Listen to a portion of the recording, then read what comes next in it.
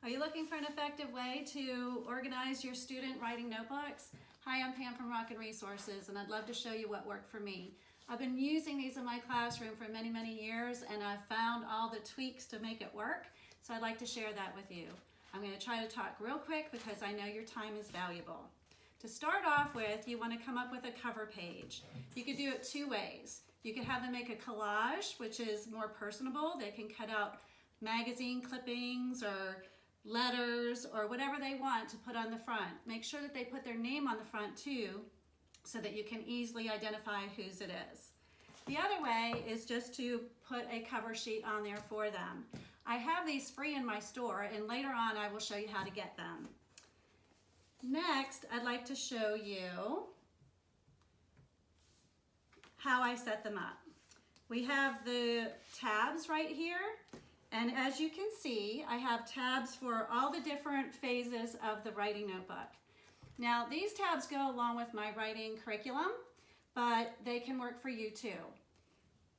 I'm going to give you some ideas on how many pages to use for each of them, but please keep in mind that the best way to do it is to go step by step, to do it as you go. Because if you count out all the pages ahead of time, say somebody makes a mistake, or you decide to add in another writing lesson, then that's going to mess up the whole system. So my advice is to do it as you go. But I want to show you how it's all put together in the end. I know some of you want to go ahead and put them all together right away, and that's okay. What you'd want to do is to make sure that you put a couple of extra pages in each group, just in case there are some mess ups. All right, so this is how we're going to get started. The first section I use is for ideas. Oh, I'm going to back up real quick. Let's talk about table of contents. All right, table of contents. And these are also in the freebie that I'm going to give you at the end of the video. So the table of contents, you can write directly on the lines if you want to save paper. But if you want to have this little chart, that's fine too. Also included in that freebie, I show you the exact order that I use in my writing lessons. Now, you might not want to use the same order, but this is what I found to be the most effective in my classrooms after all those years. So here's the table of contents. The next section is ideas. And yes, these cover pages, cover sheets, and the tabs are all included in this freebie. So we have the ideas, and you want to put in some different things for the kids to think about when they are writing. Do they want to come up with some interest, things that they wonder, things like that? So I would save a few pages for that, and I'm going to tell you the exact number of pages in a minute. Then you have sentence structure, and you want them to find ways of making complete sentences and getting rid of fragments. Then we have paragraph writing. Of course, you want to go over the writing process. I always put the writing process after paragraph writing, but you can certainly put it before paragraph writing.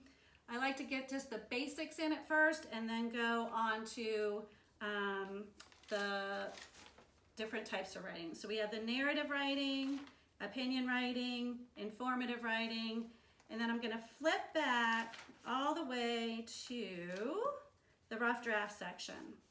Okay, the rough draft section, there's two ways of doing this. If you are going ahead and counting out the pages, then you want to save the back for the rough draft.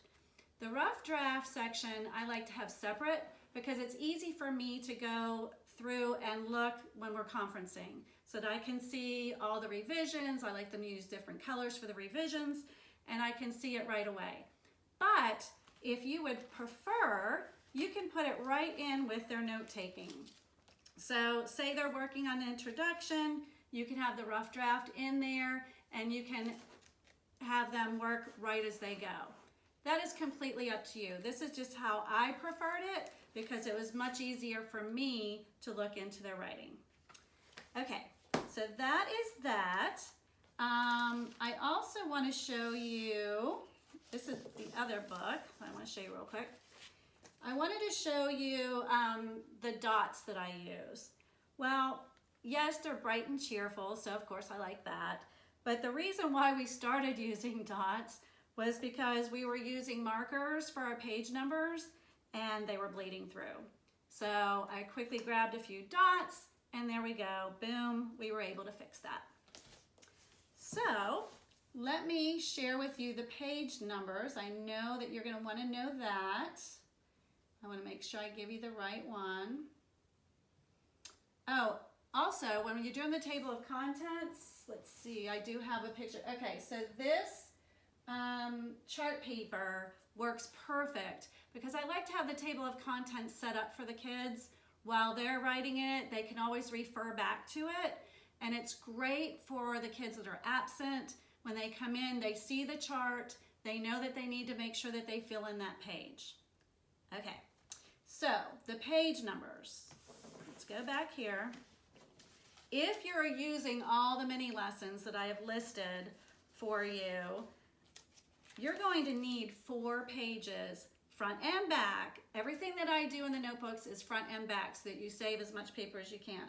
So you're going to want 4 pages because it takes that many pages to do all of your table of contents. For the ideas page, I use 5 pages front and back because you have to count the cover page too. And I do different pages for ideas, so I use 5 pages.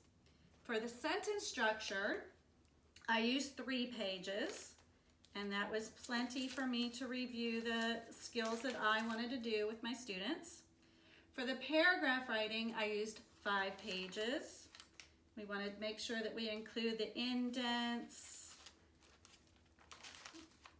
I skipped one, relevant details, transition words, closing sentences. We want to make sure we include all that.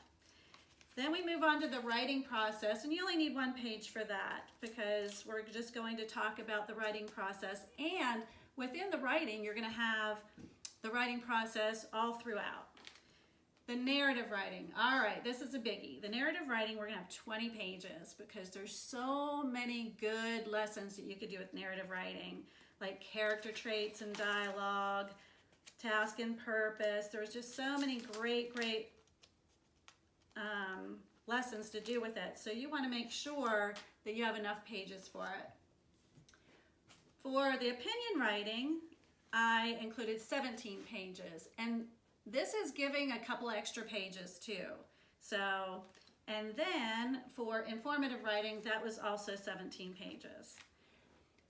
Now, here's a tip.